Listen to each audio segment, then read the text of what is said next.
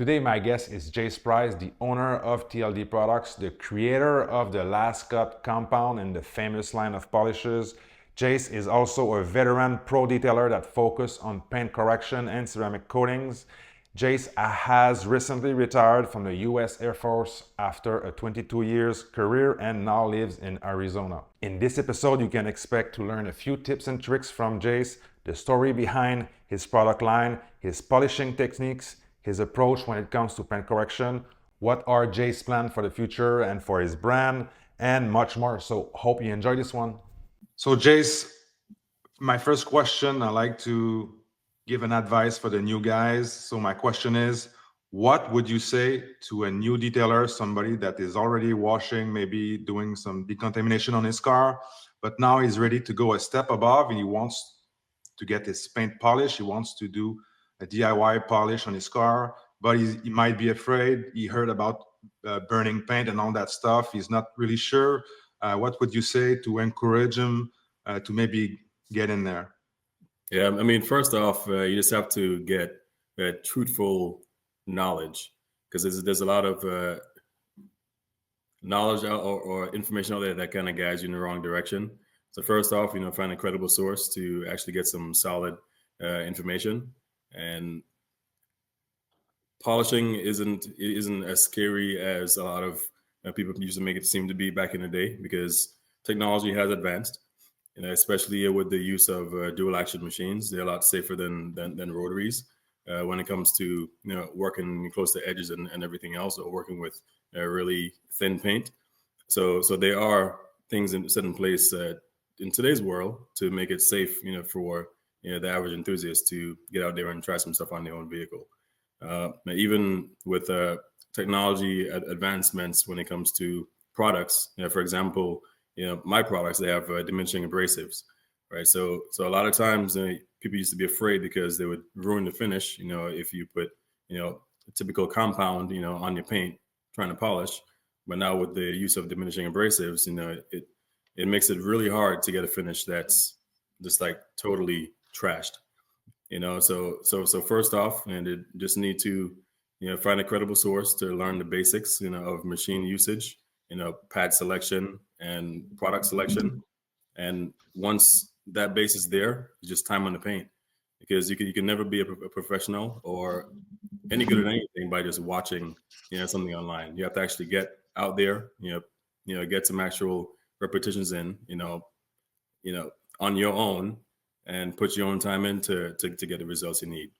So it's definitely not as scary as, a lot of people make it seem to be. Even using the rotary is not as scary as a lot of people make it seem to be these days.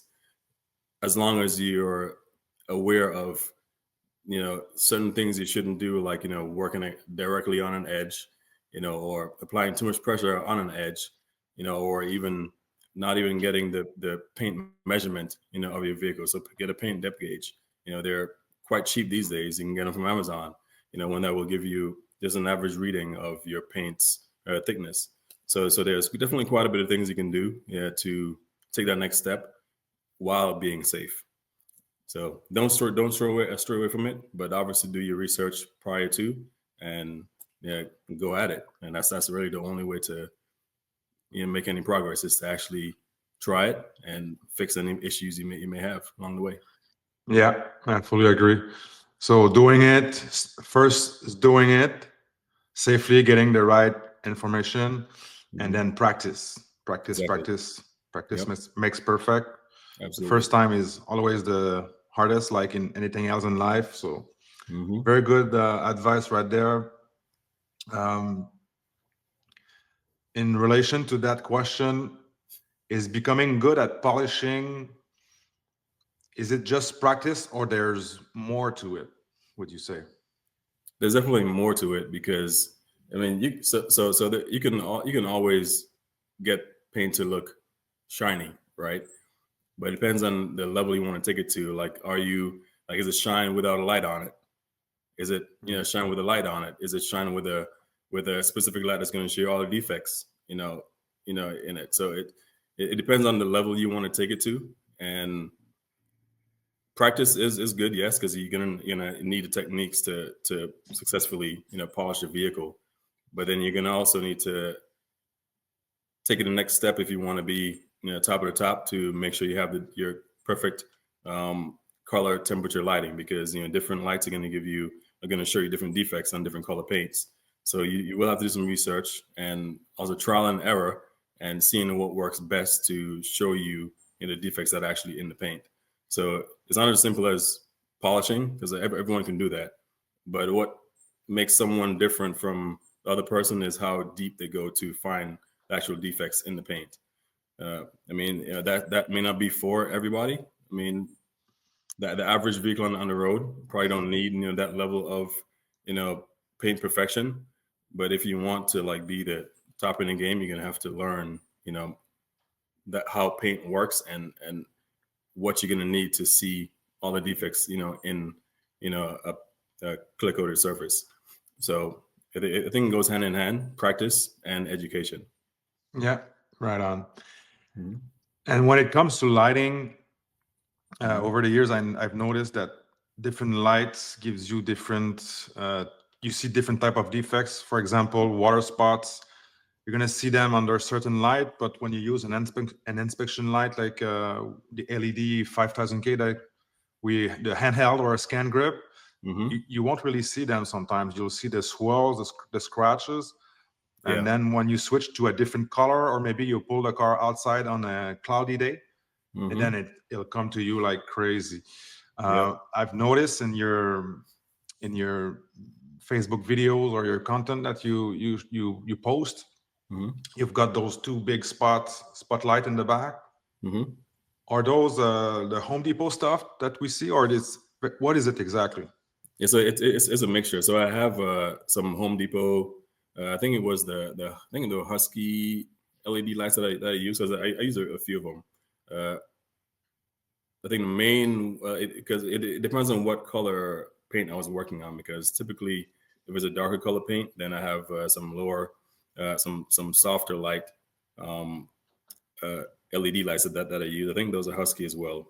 But yeah, a lot of the lights I use are Husky. But then I also have another setup that I use where I buy like individual LED bulbs, and I would work on those lights. So I have kind of like a custom made setup that I use once in a while. But the average light that I use right now, I think are the ones the Husky lights from I think Lowe's or Home Depot. I mean, but those work well. But also have my handheld scan grip type lights that I work with as well. Yeah, you've got some really great shots close up on your Facebook. I really like that. I never tried the Husky because for room I have not enough room, I believe, for my place, and those are wired as well. Yeah, they're wired. They're wired. So I was actually going to try. So Car Supply's warehouse has a light set that I'm actually probably going to buy next, and it's almost like individual like spotlights, and you can choose the intensity, Kelvin, all that stuff. So I think that would be a more compact solution, when it comes to lighting, which I'm actually probably going to buy really soon because I think it's time to retire my Husky lights. You can hang them. I've seen those on the Car Supplies warehouse. You can hang them on the ceiling, on the side walls, or anything like that. That's very nice. Before we speak about your business, speaking of lights and defect removal, do you do only like close to 95% details, meaning paint correction, or you just adapt to the customer that you've got in front of you?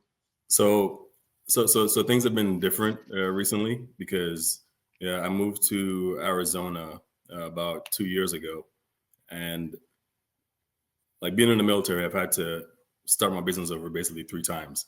Right. So I was in Las Vegas, for 6 years, and basically the 6 years I was there, I had a 6-month waiting list, and I was doing basically all corrections and coatings. And then from there, I got stationed in New Mexico, in Clovis, New Mexico, and off the bat, things kicked off, And once again, there I was there for 3.5 years. Had a 6-month witness there again, and I was doing, I would say 98% corrections and coatings. And then now here in Arizona, I kind of kicked off the detailing thing probably like 7-8 months ago. Actually close to a year now.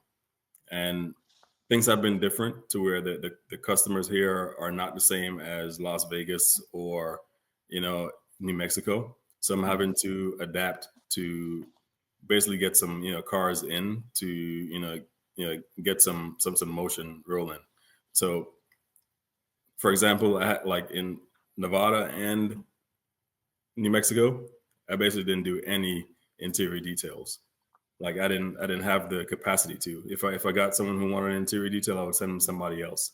But here in Arizona, there were times where I had time to do an interior detail, so I would knock it out. I'd basically get them to add in like an exterior wash, because I hate spending time on the interior, like say 8 hours on an interior, and then give it back to the customer with with a dirty exterior. So I always try to make sure they know I'm not just an interior detailer. So I'm gonna make sure that the outside looks as good as the interior when you get it back. So it may not be a paint correction or coating, but it could just be a nice wash and protection package type deal. But yeah, I've had to adapt based on the needs of the customers that I have currently here in Arizona. It is getting to a point now where I am doing more corrections and coatings. The past few I've done more just corrections and coatings. So I definitely have had to adapt to what the customer wants, here in this current location. So it's not definitely not like it was in Vegas, not like it was in New Mexico. So yeah, I mean, I think as detailers, like we have to adapt, to your environment. And if it doesn't work for you, then you have to work, harder to get to that level of customer that you want to target. Yes, I agree. There's people that do only one thing and that's their niche, maybe like you were doing in Vegas. But I believe that you should adapt to your customer, and you're working for your customer, you're not working for yourself. Some Exactly. people will want just a one step. Some people want to put more attention on the inside, like you said. And it's nice to change things personally. Yeah. It sharpens your skills, I mean, like Yeah. I have had, so there are a few things that I knew how to do, before, but I didn't have the repetition, continuously doing it. Even for example, I just throw some out here, like cleaning cloth seats. Like I knew how to do it, but I never really had to do it, back in the day. So adapting to my customer here has like pushed me out of my comfort zone to where I'm getting better overall as a detailer. I'm getting more knowledge. It may not be exactly what I wanted to do at the time, but in the end, I'm getting knowledge and I'm getting some repetition doing things outside of my comfort zone, which makes me a better, well-rounded detailer. So it's kind of, you just got to see the positive in things, Yeah. Yeah. And sometimes it can be an add-on. You've got a correction and coating, and then the interior needs work, and that can be a couple more $100 for you. And the upholstery and carpets are really hard to master. At this point now, I'm not really afraid of any of those. I have an extractor and I've been through the struggles of carpets, but I remember those were the thing that I could not pinpoint how to get them perfect. Especially here, we've got the road salts. Okay. And man, some people, they don't even use the rubber mats. So so they'll do in and out all winter long. And that's gonna be like super humid in there and dry and get humid again all the time, all winter long. And sometimes they'll wait a year or two. And man, when it makes a big crust, a white crust. Oh my gosh! There's no brush to get that out. So you have to find out your way in there and really master the carpets. But it's almost as hard as paint correction, in my opinion.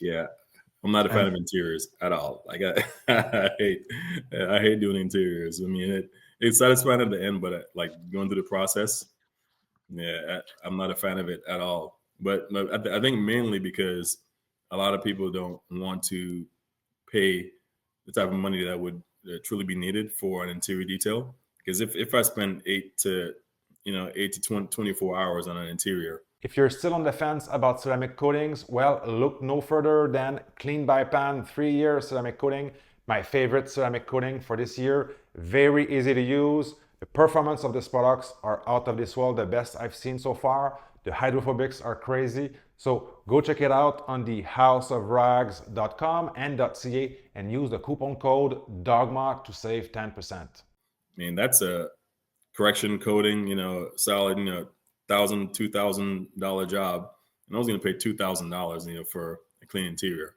So to me, like I always shied away from doing it because like I just didn't see the return of investment. I mean, yeah, you charge for your time, but if you're a perfectionist and you can keep going, like me personally, like it's not as satisfying as doing a full blown paint correction and coating, type deal. Yeah, it's difficult to make the customer understand the value in it and the time required to do a real thorough job. But some people they understand.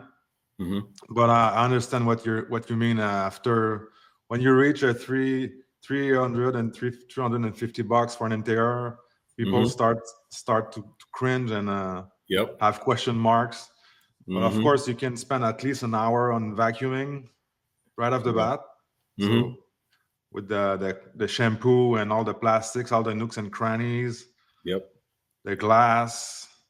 People that don't clean their interior for years and they expect that it's going to cost $100 5 years later. So that's another point. I believe a lot of people are trading in their car just because it's dirty. It needs a really deep clean. They neglected it so bad. They eat chicken and candies in the back all day. Sometimes it's better to trade it in. It's crazy. But even whenever you do have a customer that agrees to say they're going to pay $1,000 for an interior detail, when they get it back, you better believe they're going to be going through every section with a fine-tooth comb, trying to figure out, like, see if you missed anything. And if you didn't miss anything, it's going to be like a question, hey, what's up with this? Like, what's up with that? So to me, like, it's very hard to perfect an interior without giving the customer more for less. It's a tricky thing. But I mean, a lot of people just keep it simple as, all right, this is my hourly rate. If it takes me this much time, this is what it's going to be. But yeah, it's definitely hard to really, like, I don't know. I'm just not a fan of interiors. Yeah, be satisfied with your work and the value that you gave to the customer for their money. You're limited in that point, but I like doing them. They're hard on your back. I know you're a tall and big guy, so that's even harder. They're hard on your back. You tend to try to go fast and neglect your posture, so it can be really hard. And a lot of there's people that are very, very efficient, have everything ready. They do one turn around the car and that's it, and they have their process really nailed down. But it's the interiors are quite something. So I want to go back. So you're now 20 years in the military. You just retired. Yep, just retired. Yep, almost 22 years. 21 years and 4 months. That's awesome. Yep. Yeah, it was a challenge, but I think it was worth it for sure. And then what kind of job did you do in the military? So initially I was I was in the Air Force, and initially I started as an avionics specialist. So I was working on the F-15s, F-22s, the avionic package, the radars and all that type of stuff. Basically electronics for those jets. But then as I progressed in rank, I mean, I got to a point where I was basically management, And so whenever I retired, was basically management for aircraft squadron.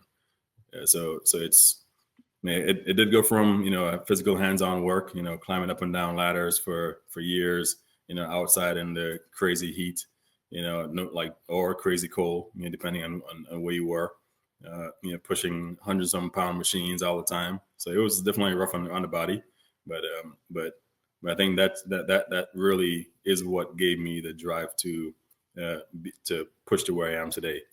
Because I figured, if I can sacrifice as much as I was for the military, like I know I can do it. Things that I didn't think I could do, like just mentally I was able to overcome it and actually do it.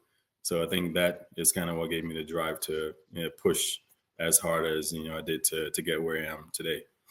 So it built your character, you built your mind, and like you said, you learned to overcome obstacles. Absolutely.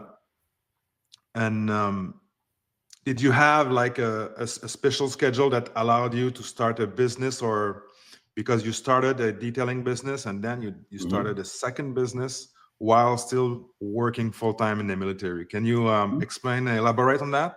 Yep. No sleep. that's really what it came down to. I mean, because at the time when I started detailing, and I had a regular job on the flight line. So basically, once I got off of work is when I would start working, or actually start detailing. So if I got off of work at I think at the time I was on the afternoon shift. So I'd say I'll get off at actually no, day shift. Get off at 3-4 in the afternoon. I'll be detailing until 11, 12 at night, and then getting a few hours sleep, and then back to work the next day. And I mean, it was really a sacrifice, not just myself, but my family, because I did miss a lot of time in the house because I was pursuing my dream early. The military wasn't. I mean, the biggest thing was, as long as I wasn't my after work hour ventures weren't affecting my military duty, everything was fine. But that was just a sacrifice I had to make, in terms of not having weekends, because I was detailing basically every weekend. Not having nights to sit down and watch TV. I didn't do any of that for years. For about 7 years straight, like I didn't really watch TV. I didn't hang out at night. I didn't hang out on the weekends. I was working. So thankfully my wife, was understanding. She saw the vision, and she was understanding enough to allow me to, push as hard as I did. And even sometimes she'd even come to the garage, with me while I'm, when I was working on the first compound. She would come and sit in the garage with me while I'm, trying different things and messing around with, messing stuff up and fixing. Like she was there watching, on her phone or talking, just trying to make it, as good as we could, at the time, while she was, backing my vision. So it's really determination, sacrifice, and understanding family. That was huge. Yeah. What was the vision initially? Yeah, initially it was really well. I got to a point where with paint correction, a few companies were asking me to come teach the employees how to polish paint, and it didn't make sense to me to teach them to use someone else's product that wasn't affiliated with me in any way.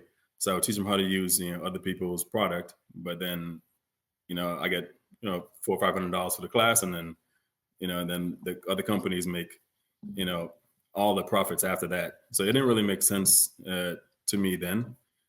So I was like, you know what, let me see if I can make my own product. Not really knowledgeable on the full process, because it was all a learning experience at that time. But and my vision there was just to see if I could develop a product that just worked for me, because the products that I was using then, I mean, yeah, they were great products, but there were still some things that I didn't like and some issues that I had that I wanted to see if I could fix and get something in hand and be able to use that to teach other people. So that was just my initial vision, and not to be where I am today, but just to create one product that I can use to to fix my own problems and go teach classes here and there, and then say, all right, you can use this to do this process. So that was really it. I mean, and the detailing side of the house, that was just my passion. I love cars, so that's really where that started, and it grew into the actual product development part, which took a lot of time. Before we start talking about your brand, quickly, I want to go back to the fact that you mentioned that the shops or people were bringing you in. Where did you get notice? So the request came from like local, local shops and local, like I think one was like a auto body shop in Vegas, where I just had to show their team, how to be more efficient, at detailing, and that was really it. Like it wasn't anything major, nothing like big on YouTube or anything like that. It was just like shops that knew of me from Instagram and that were local, and just had me come in to, hey, can you show us like how you do this? Because they see my pictures, and they're putting out products that wasn't as good as what I was showing online. So they wanted to see if it was some truth to what I was doing. Yeah, so that's really where that came about. And then you saw the potential in there, and your ability to maybe teach it, and yep. Okay, and I guess back then it was paint correction was not such a big thing as it is today, right? Yeah, I mean it was. Well, I would say it was definitely still big, but the level of finish wasn't as prevalent as it is now. Like a lot of what used to be considered good, at that time, people would laugh at today. So I think the advancement. I mean, there was just a lot of room for improvement. So people were definitely detailing and polishing, 2 steps, 3 steps. But I think the level of finish, may not have been as known as it is today. There were some people still doing like killer work and amazing work, but it just wasn't as widespread. That level wasn't as widespread as it is today. And how do you gauge your level of finish? For myself, I know what pad to use, what product to use, and I'll give it a good look. But sometimes I feel it's hard to notice the last 15-20%. So I use different lights, but how do you yourself gauge to reach the best or the maximum finish you can get? So I actually I'm a little bit crazy at times when it comes to my finishes. Sometimes I actually zoom in. So a lot of pictures you see on Instagram and my Facebook and stuff, like those shots are like 3 times zoomed in.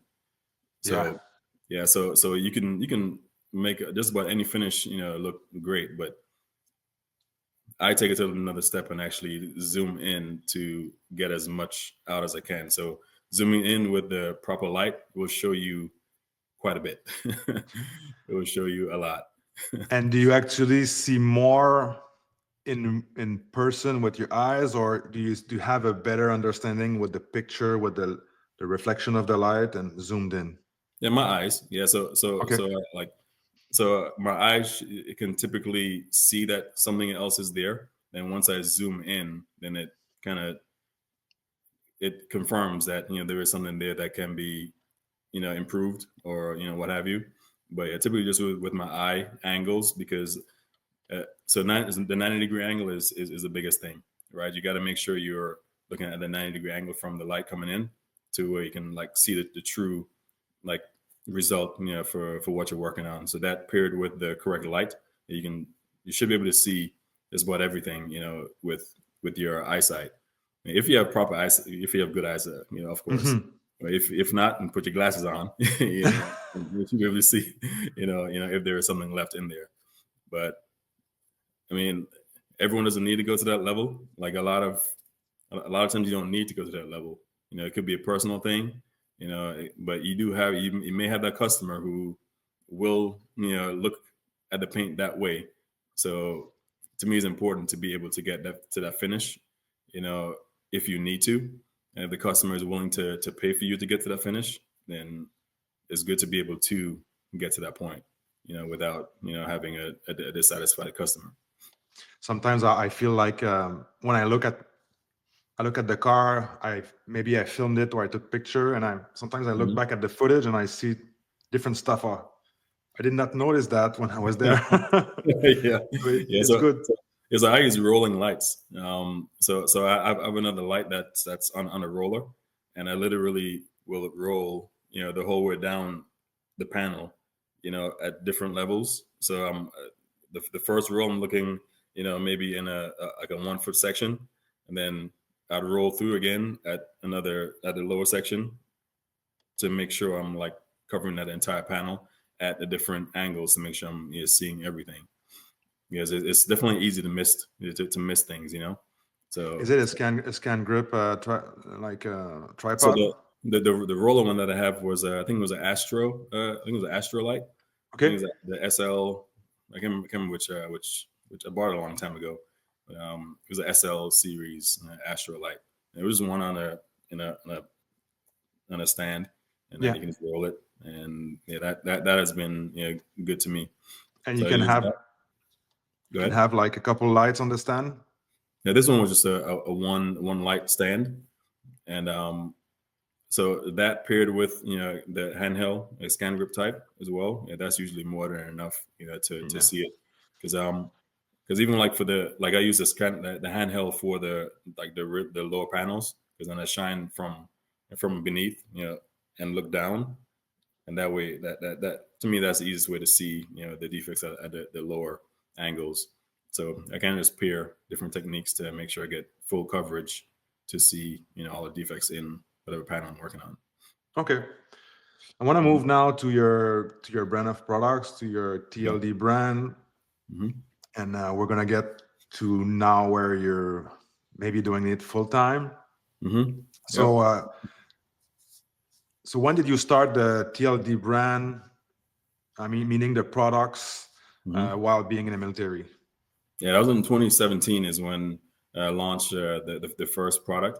I started so I got a hold of my chemist back in it was at the end of 2015, and that's when he kind of started talks and initial formulas and everything else. And over about a year and a half is when we got to the point where we were ready for the first product launch. So that was in 2017, and that was just me putting the time in after a military day. Could have been a 12-hour day. I was in the garage, doing more testing, because all the R&D and everything else was done by me, because I wanted to make sure like it could cover all the issues that I have, or fix all the issues that I had. Yeah, so just me in my garage. No AC, 120, 130 degrees, in Las Vegas. Like that's where, it all started. And that's kind of why it started, was because, I was in a garage that hot, and a lot of products just weren't working as advertised. A lot of they either would dry up because it was too hot, or they would get overheated and stick to the panel, so I couldn't wipe it off. So I was doing things. So prior to this, I was doing mixing different like finishing polishes with compounds, trying to give it more work time or what have you, so it could actually work to get to where I needed to get to. And these are the things I wanted to make sure that whatever I release, would be able to do. So work in all conditions. I mean, I even had a time where I was working on a truck, and the truck was too long to fit in my garage. So half of it was like outside. So I had to polish, I didn't have that much time to get it done. So I had to polish in direct sunlight, and it just did not work. So thinking back to those times, where like I had issues where I had to improvise like too much, just to get through one job. Those were the driving factors as well, as well as being able to teach people with it. That was my main like purpose for the first product, was to be able to fix all my problems and hopefully fix problems for other people as well.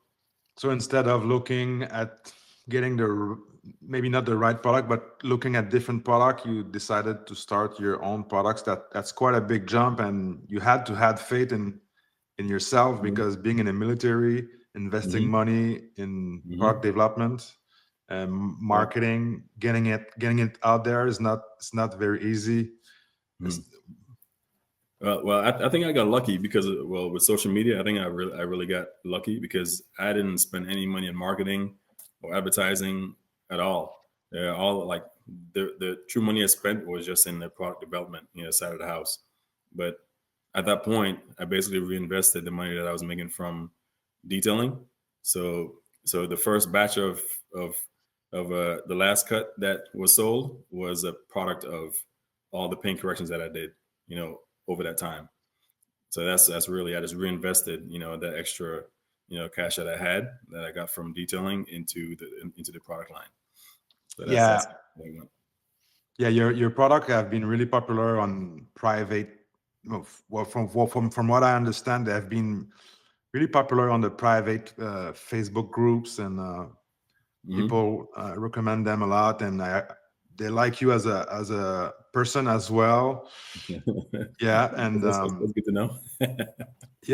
Your name came up a lot, and what I've seen, I'm not so much in the Facebook groups anymore, because I have the YouTube and all that stuff. I try to manage my time the best I can, but when I was looking for that information many years ago, I found you. And my first product that I tried is the Last Cut Plus. Okay. And I heard also Sandro from Australia, from Carcraft. Made a few videos on your products, and I'm sure that helped you a lot. That did help. How did you get your products in Australia? So I think Sandro did try it first. I think he was the one who tried it first, and then he had an affiliation with Wax-It, I believe, out there. And then the Wax-It, they have been my distributors for I think since 2019. It's been a while.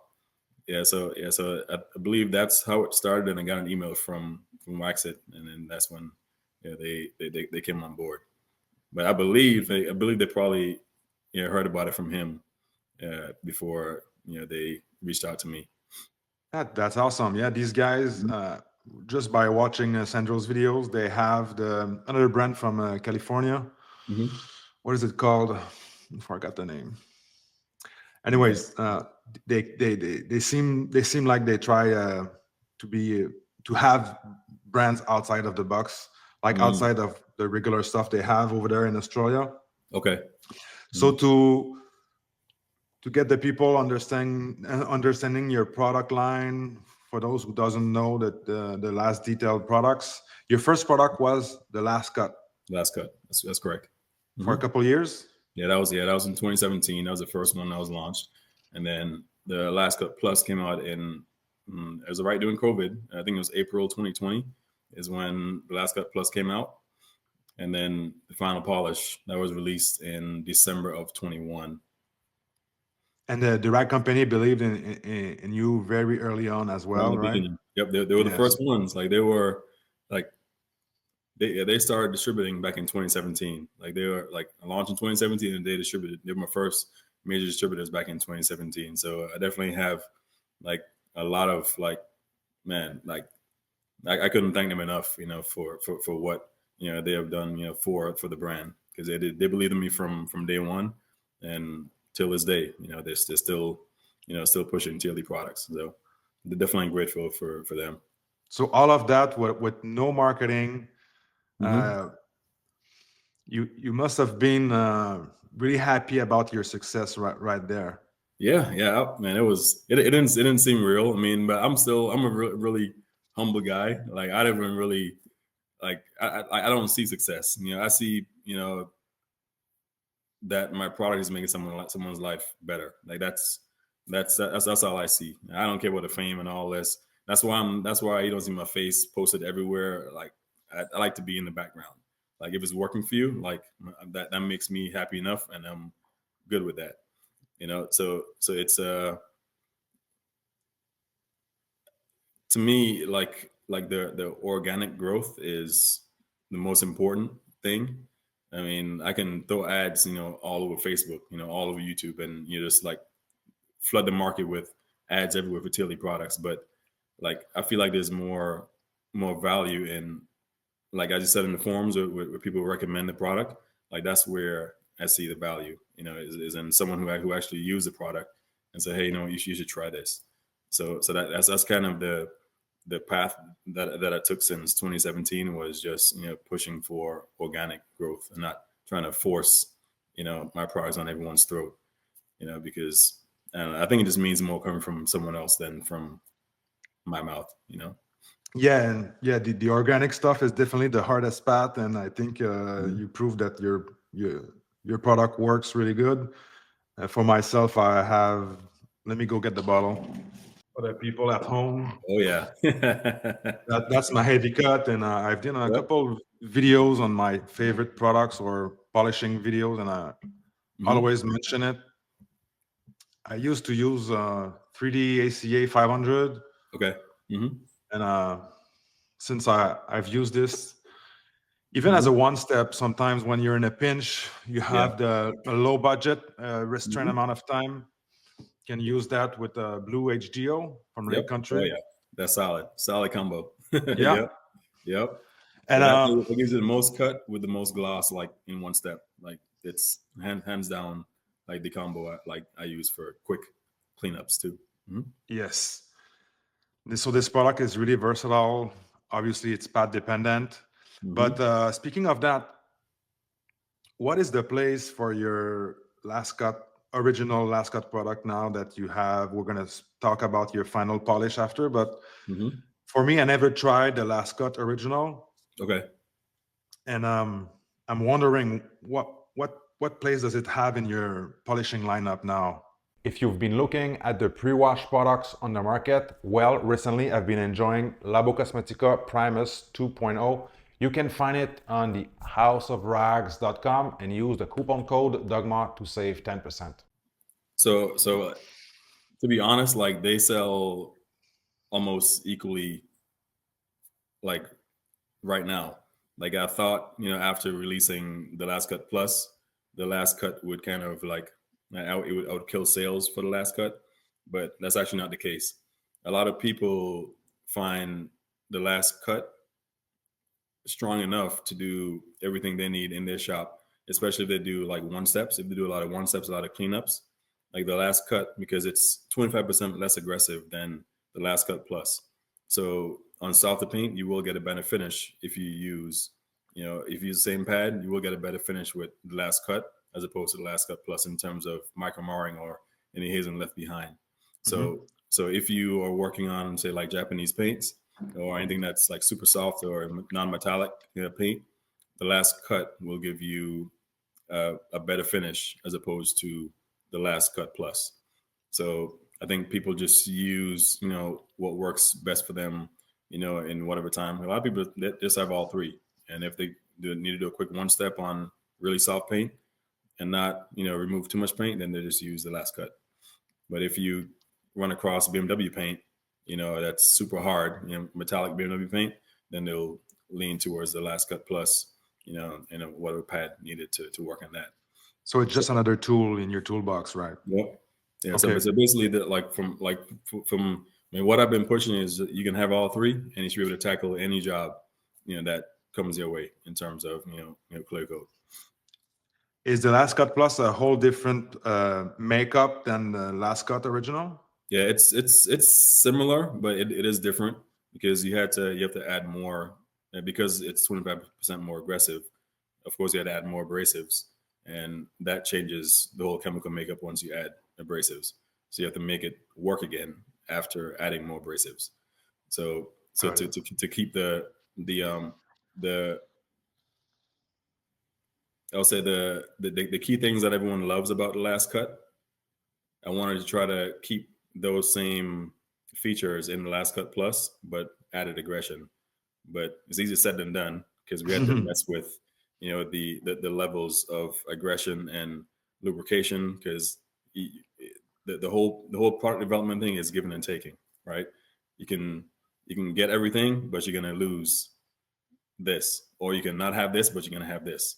So it's all about finding that balance to where you have, or to just get as close as you can get to your goal. So it's tricky. So by trying to fix maybe one issue with your product, you might fix it, but cause another problem. So like you mentioned, the balance is where the problem, the time investment, and I guess the money in development is. I want to ask you, since you're the man when it comes to the compound and polishes, the Last Cut Plus has a really long working time, but it's not oily like other products that have an infinite working time. They're usually super oily. You can't really see through them. They're harder to wipe off. Can you tell me why your product is not oily, but it remains somewhat easy to wipe off, and it seems like you can see through it, or it breaks down after working it? So it's basically the type of lubrication that we use. It's kind of like water, right? You can have 10 different types of water, but they all taste different, right? So it's the same concept. We found a solution that gives you the work time, but doesn't, do the things that we don't want it to after extended work time. So it's of course I can't say exactly, what we do, but that's basically that's the concept. Is we found a product that does what we needed to do without the side effects that we typically see. So it's a different type of lubrication. I gotta say, I really enjoy. This is one of the, well, it works great, but for me, I repeat myself in my videos, but the wipe off for me is important, and seeing through, looking at the defects I have to tackle is important. So I really appreciate that your product for that. Thank you for that feedback. Sure. We spoke before on my personal Facebook page. I reached out to you a time ago. One time. Well, your product are really easy, are really user friendly. But one time I had an old Mercedes, and I was using the Last Cut Plus with maybe the wool pad from Lake Country, and that's the first time that it happened to me. So I figured I would ask you back then.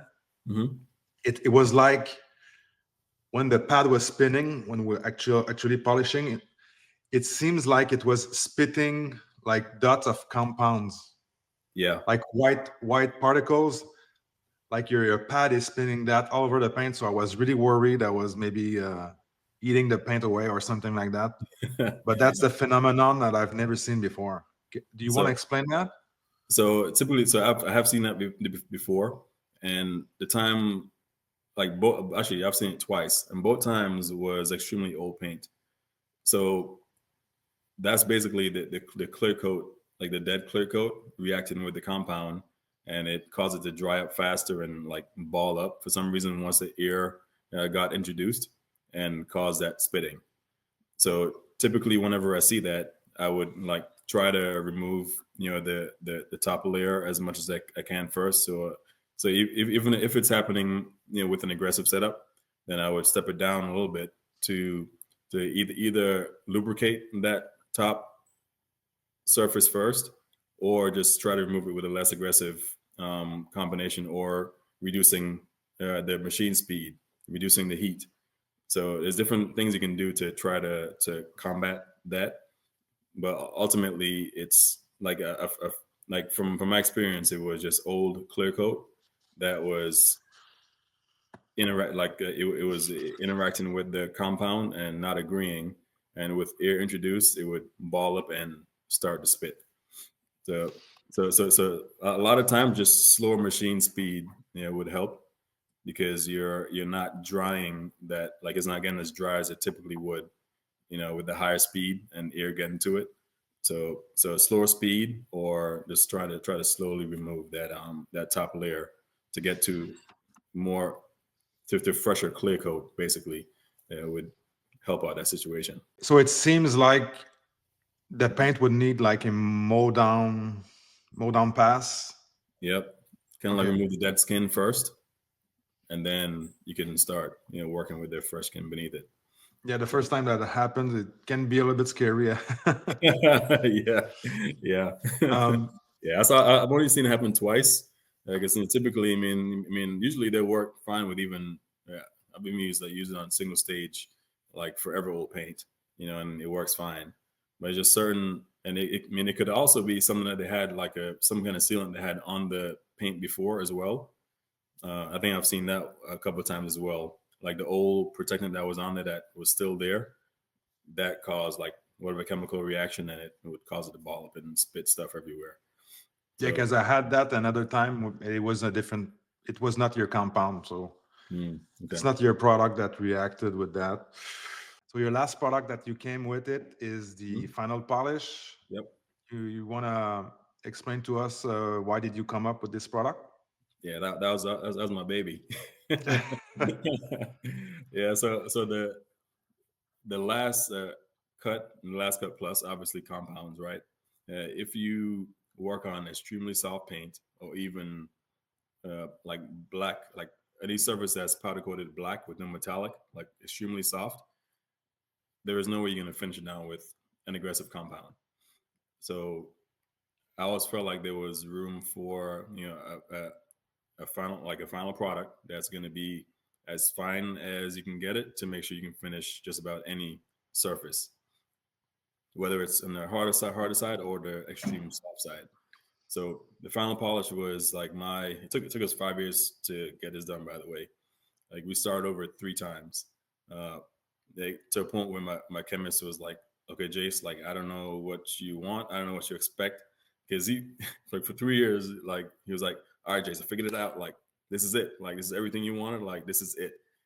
I'm like, it's okay. It's not exactly where I want it to be, or the trails aren't as even as I need to be. Like this is because he's not a detailer, so I'm like, it's okay, but it's not where I want it to be. So after the second time, like we went through one whole project, scrapped it, then started over again, and scrapped it again. And he's like, all right, Jace, like, you need to figure this out. Here is what you need to make up this polish. And when you figure it out, send me the numbers and I'll put it together. I'll check to make sure it's stable. And if it is, then we'll push with it. I'm like, all right, cool. So for about a year and a half, after that point, he sent me the kit, and I was mixing stuff. I probably mixed maybe 200 bottles of a polish, and I had a test hood in my garage. So every day after work, I'd be out there just testing, sanding and testing, sanding, testing, sanding.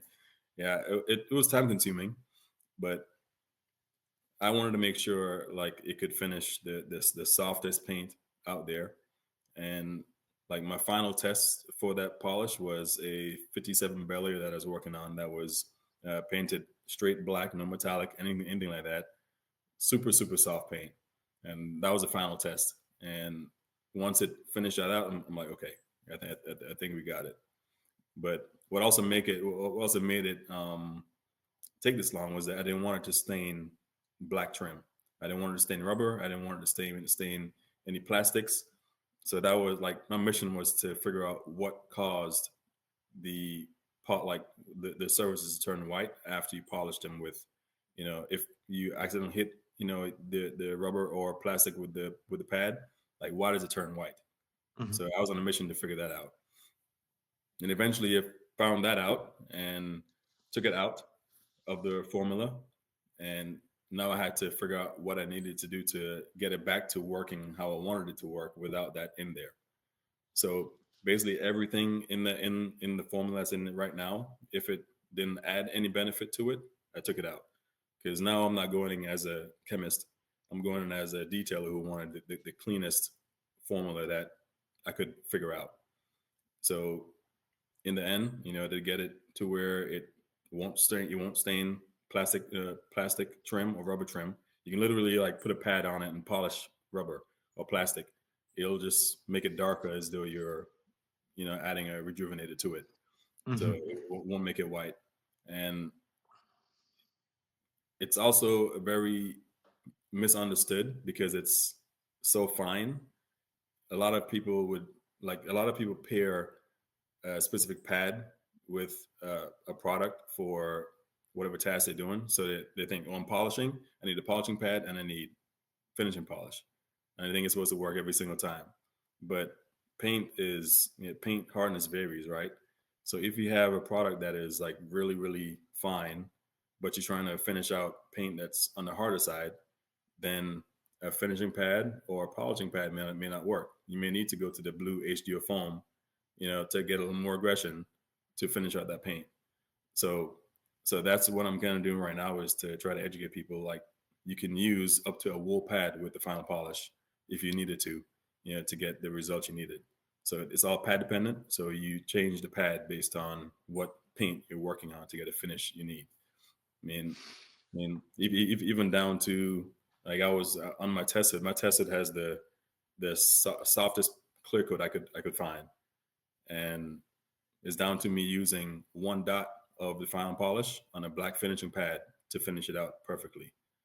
So it's really, knowing the product and choosing the best combo for it. But yeah, but that was my baby. The main purpose was just to be able to finish the softest paint possible, but still have some aggression with pad versatility to get a little more aggression if you needed to. Yeah. I'm gonna have to. I think we spoke about it before. That's my next polish. I was waiting to finish the Sonax PF. Okay. Yeah. And I think I asked you before that. I think you kind of you've used it, but you've benchmarked your product against it as well.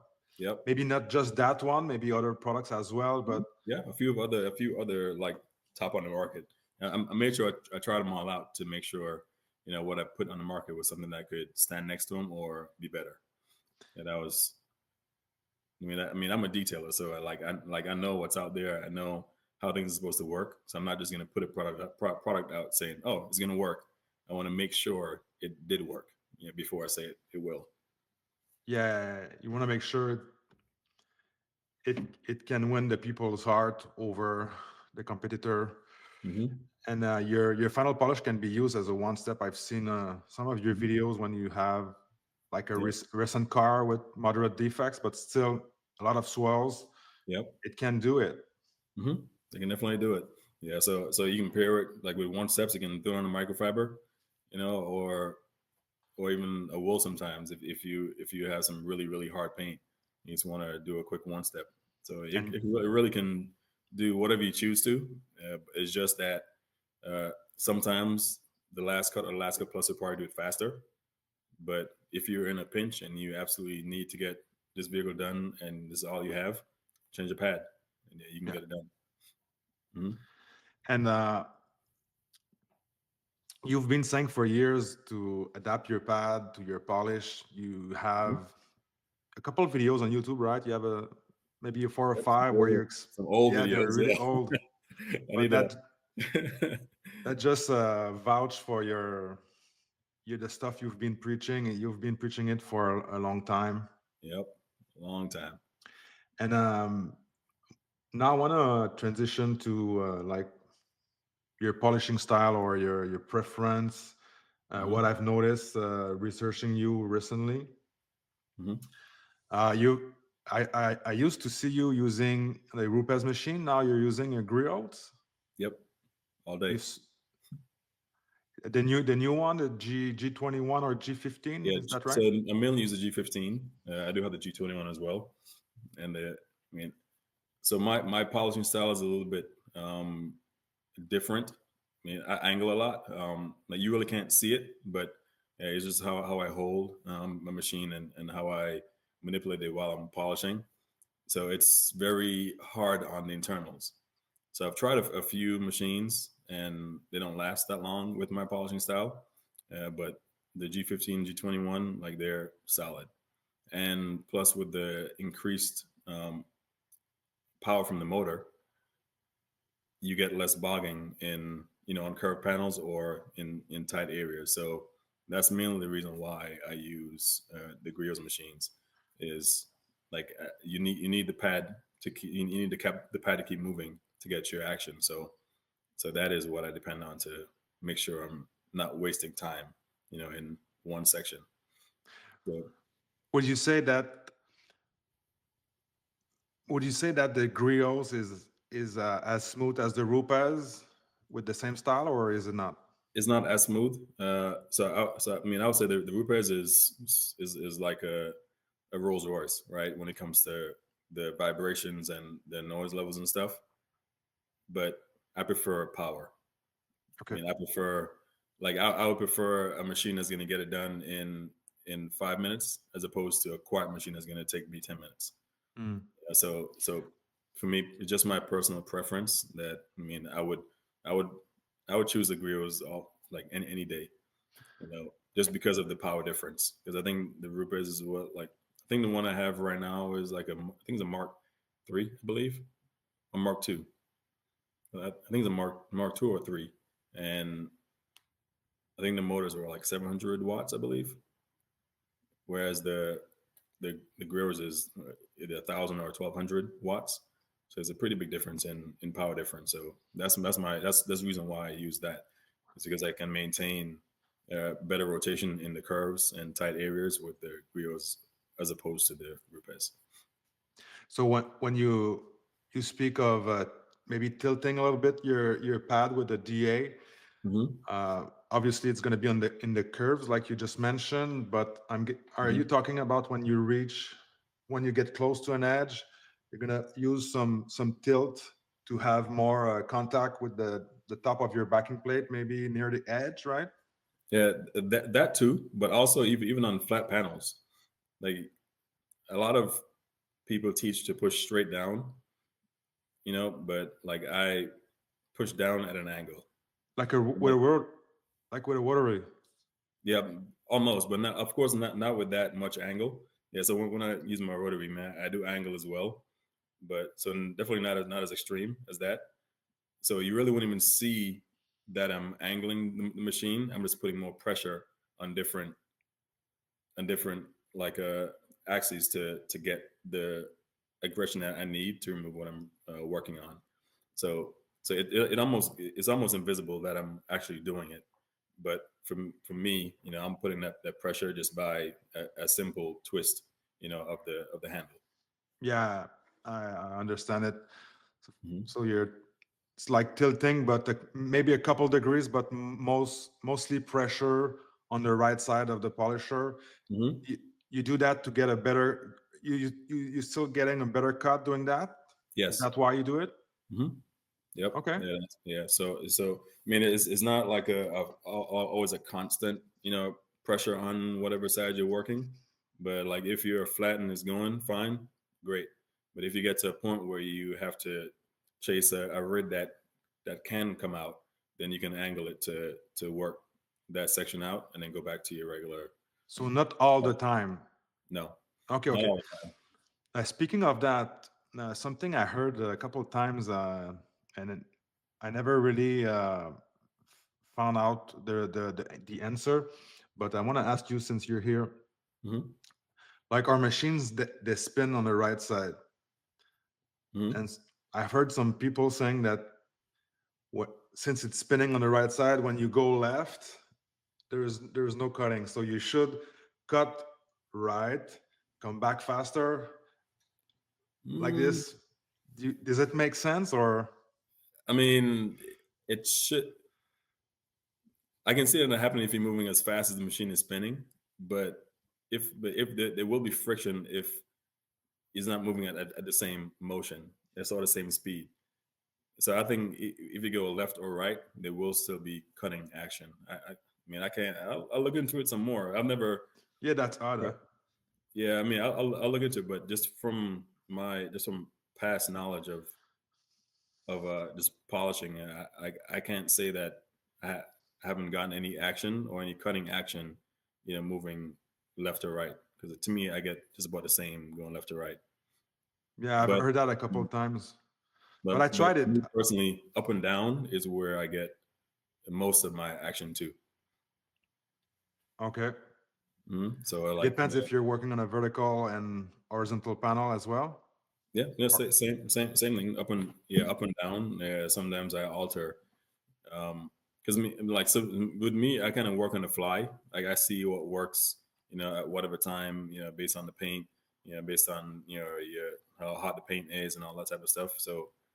So sometimes left to right, just it'll get it done. But sometimes I do see if I go up and down at certain times, then I get better action. So I kind of just switch to what works at the time. So I'm always like adjusting based on what the paint is asking for, basically. Yeah. For myself, I like to follow the body curves. With the cars nowadays, there are so many hard lines and curves. Yep.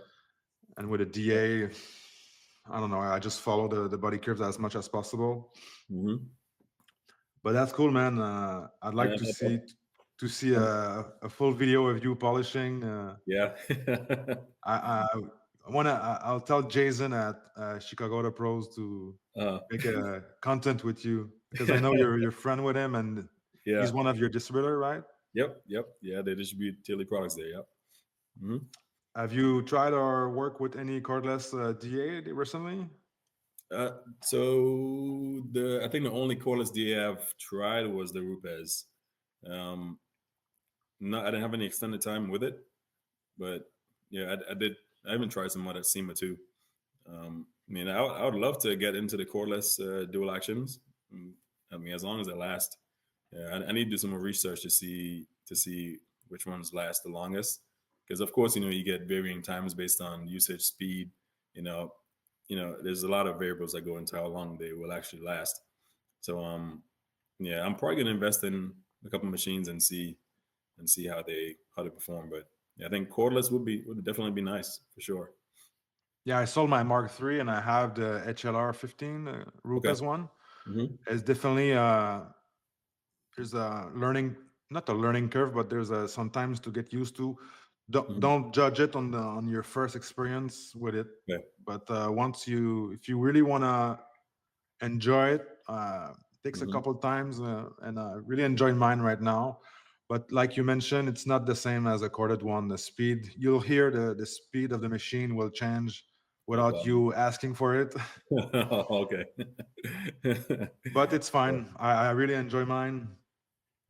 But I don't do as many really deep two steps maybe as you do. Okay. So sometimes, a lot of times I'll do like quick one steps, maybe like a full day, 8 hours, including the prep and maybe the coding. So I cannot always spend like 6 or 10 hours polishing. But speaking of that, you just moved back, like you mentioned, in Arizona. Yep. You've got a new house. I really enjoyed I like the look of your garage. Oh, thank you. Like the all white stuff, really clean, almost no cabinet, nothing in there. Yeah, I want everything to have its place. Yeah, I'm still working on it, so I still got some more to do. But yeah, it's always been my dream just to have a clean workspace. How wide is it? It's I think it's like 24, 25 feet, I believe. Okay. Yeah, and then I think it's like 38 to 40 feet deep. Oh wow, it's deep. So no problems with the pickup trucks now. Nope, I can get boats in here, but of course, like I eventually do want to have like a full blown shop. I just didn't. With me moving so much in the military, I never had a chance to really invest in a location that I would actually have there in say 5 years, because I've had to move so many times. I would have invested in a brick and mortar location and had to rip it up and move. So now that I'm here, if my wife decides she wants to stay here for real, then I will invest in an actual shop here, because eventually I want to get all the stuff away from home. I mean, that just to separate things. But being in the military, like it was a sacrifice I had to make, to not waste money, but Yeah, of still course. progress. So And speaking of that, how did you, or are you still getting your name out there? How do you get yourself exposure as a detailer? So you just got back in Arizona. You're Mhm. not doing marketing. How do you go about finding a new customer? Like you mentioned, starting over your Yeah. detailing business.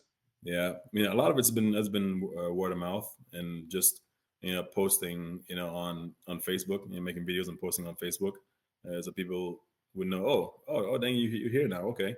Or I'd have customers from Las Vegas or New Mexico, and they may have friends here in Arizona now, and they would say, hey, hit him up if you need vehicles done, because he's solid type deal.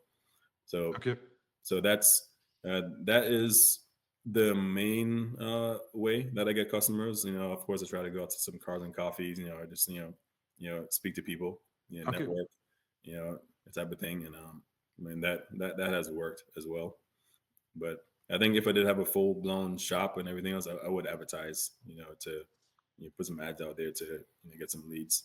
Because then when you have overhead, it's a whole different story. you gotta make it happen. Yeah. But I mean, but honestly, now detailing, like I do it now because I love to do it. I don't have to detail anymore. So it's like any vehicle I detail now is because I choose to do it, not because I really have to. So there's a different level of need for me to get customers in than it was before. Um, so I mean, I try to balance the product line side of the house and detailing, because like honestly the product line is the future. So I try to make sure I balance my time to make sure product line is progressing and not focus all my time on detailing. But So your product line is doing very good, and you yeah, got your pension from the military. Yep. Okay. So I have 3 more questions before we go, because we're already over an hour. Oh yeah. And I was asked to keep it under an hour, Okay. but it's okay if we go over a little bit. Okay. Really quick, your online store on your personal website, are you shipping the stuff, or it's outsourced? Yep. Yeah, just me and my wife. Yeah, so anything that comes from that website is either I package it or my wife does it. So Cool. we're on it every single day. Post office every day. To make sure we get orders out as soon as possible. But yeah, but that's us. And then we have, I think we have right now about 19 distributors that we send directly to. Worldwide? Yeah, worldwide. So yeah, it's like Canada, Australia, Norway, Finland, El Salvador, Mexico. And so we have quite a few distributors that we send directly to. So that's an ongoing process. So your house is the warehouse? Yeah, Somewhere? almost. Yeah, almost. Yeah, we've always like had space set aside for storage, but honestly, like it's about to change in a couple months, because we're doing, so as you can see, is a new logo. Yeah. And now we're about to do a full rebrand, new logo, new label look. So we're basically updating the whole image of TLD Products. And one of the main purposes for that was because of a lot of people would tag the last detail in post, right? So I'm trying to separate my detailing side of things to the actual product line side of things. So I just kind of want to make sure they're separate, and we're doing a full refresh, for the brand. And then once that's done, then we're going to go into actual, more products for the average, person who wants to take a vehicle as well. because right now what I have in the market is really for professional detailers, but I have a lot of friends who want to support the brand, but they're not polishing their cars. So right now I'm working on like spray sealants, working on tire shines, that type of thing is in the works. So once that happens, we can't do from home anymore. I mean, So we got a lot of space here for that, but it's like I'm not. No, it's time to branch out, especially now that I'm out of the military. Like I can actually have the time now to see where the brand can go. Yes, and you can't even put them in the garage. You need the garage space for the details. Yep, You wash exactly. inside or outside? So mainly, so I do the wheels outside, but the washes I mainly do in the garage because I've been doing rinseless washes for forever.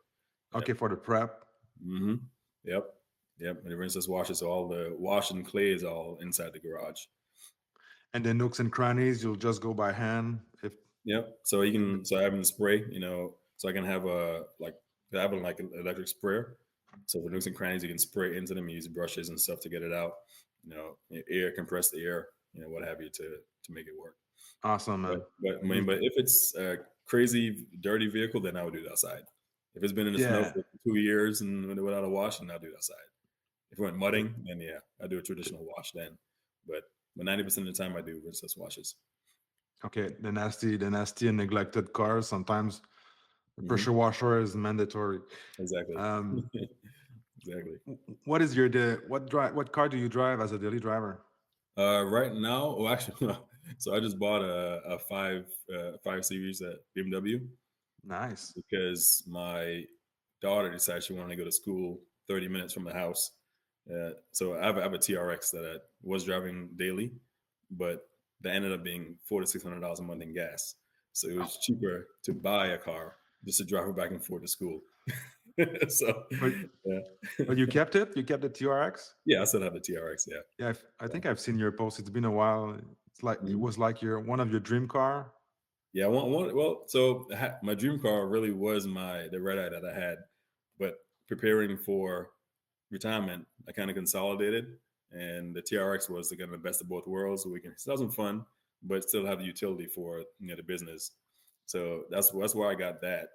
But I thought I was going to be just working from home.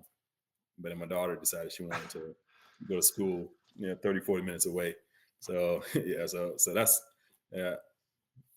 going to be there until she starts driving next year. And then that car is going to be gone. And then I'll probably get my actual dream car next year. We'll see.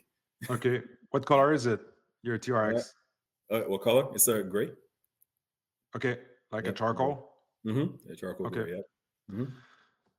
Yeah. So I want to go back to what you were speaking of. I wanted to ask you what's next for TLD Products. What's next for you now that you have full time for your brand? I know you spoke about your logo. Yep. You want to develop maybe a couple more products and have maybe a maintenance line of products, right? Yep. To reach more people, more enthusiasts. You're gonna get a shop or like a 2-in-1 warehouse and a detailed bay. Yep, that's a plan. First, I do want to get the rest of the products. Like right now, I'm just testing. Like the same fire seals I spoke to you about, that has probably 4 different sealants on it right now. Just like it's a test bed, because I like real world experiences like from myself before I recommend it to anyone else. So right now I'm working on a rinseless wash, like tire shines, the spray sealants, quick, like quick detail style, or something that can give you like a year of protection type deal. Just working on different variations of products to just expand the brand, because I have too many people who want to support the brand, but there's just nothing that they can buy, So my main goal right now is really just to expand the brand to see, how far we can take it. And I actually have time to invest in it, daily. And I just really want to see it grow and just putting out products that people can depend on. Yeah, it's not going to be any frills and any crazy. I won't say crazy, but crazy colors. I won't even say colors, but like there's a lot of different claims out now. Like like tire shine with like ceramic tire shines, like that's when a tire shine. That's gonna work. Keep it simple and humble. Yeah, I want to be simple. Like no crazy words and all this. Like I just want something that's gonna work. So that's my vision, is to put products out that people can depend on, and no frills. It's just gonna work. And I want it to work every single time, not sometimes. So that's really where the brand is right now, which is me doing a lot of testing, trying to make sure I can put out a product that people can truly depend on, not just sometimes. So that's awesome, Jace. So I hope I can get you back maybe when you have news for us. I really enjoyed your time. Before we leave, tell us where people can reach you, and tell us where people can look at your products and maybe grab a bottle or two. Okay. Yeah. So TLDProducts.com is my main website. So you're gonna go there, and it's gonna come directly from me if you order there. Of course, I have distributors like throughout the U.S. And internationally. So if you do have any questions, I actually about to update the website too, to put more update all information for distributors and everything else. So that's coming. Instagram, I have two different Instagrams. One for my actual detailing, which is the last detail NV, and for the product line is TLD Products. So that's the main places where you can get in contact with me or see what I have going on at the time. Sure, and I'll make sure to link your stuff in the description for the people. Jace, I want to thank you again so much. Thank you for your time. I appreciate you, and we'll talk soon, my friend. Sounds good, brother. Thank you. Enjoy your day.